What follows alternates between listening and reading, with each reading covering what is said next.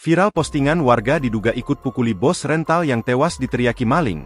Sebut kita kasih paham. Ajar buat orang yang kurang ajar.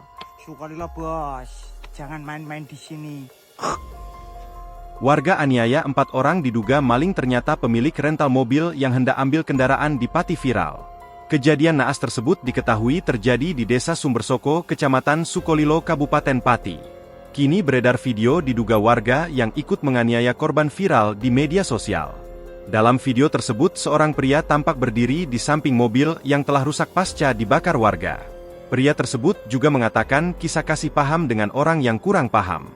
Video yang diunggah akun Romansa Sopir Truk banjir komentar netizen. Video ini dibuat diduga setelah kejadian pengeroyokan 4 orang yang diteriaki maling. Kini polisi mengamankan 2 orang warga Desa Sumbersoko, Kecamatan Sukolilo, Kabupaten Pati, Jawa Tengah yang diduga menjadi provokator pengeroyokan bos rental mobil. Kasat Reskrim Polresta Pati, Kompol M. Alvan Armin mengatakan, 2 warga diduga terlibat kasus kekerasan secara bersama-sama mengakibatkan korban berinisial BH, bos rental mobil asal Kemayoran, Jakarta Pusat tewas diamuk massa.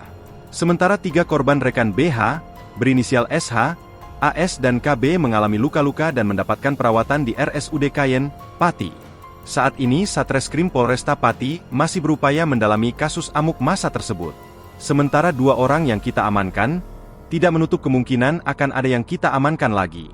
Proses penyidikan masih berjalan, sementara hasil yang kita dapat seperti itu, tegas Alvan.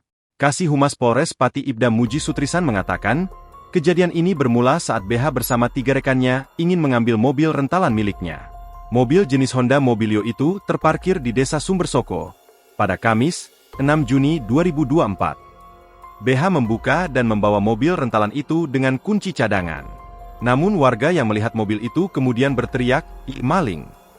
Sontak warga yang berada di lokasi mengejar mobil yang dibawa BH dan 3 orang lainnya. Kemudian setelah berhasil dihentikan, para korban keluar mobil dan dipukuli oleh massa, tuturnya.